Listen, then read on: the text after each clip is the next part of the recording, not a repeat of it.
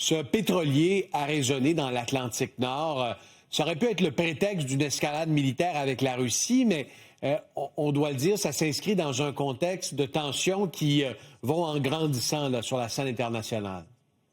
Vrai. Ça aurait pu être le prétexte d'une escalade entre les Américains et les Russes, parce que les Russes avaient annoncé qu'ils avaient dépêché des bateaux d'escorte de la marine militaire. On savait qu'il y avait un sous-marin qui était aussi pas très loin pour protéger ce pétrolier qui était sous un pavillon guyanais avant qu'il ne décide d'arborer un pavillon russe, pensant peut-être que ça les mettrait à l'abri. Loin s'en faut, les Américains ont décidé d'aller loin le chercher, appuyés par les Britanniques. Et ça, c'est évidemment pour renforcer l'idée que le blocus autour du Venezuela sera parfaitement étanche, mais c'est aussi un message qui est envoyé aux Russes.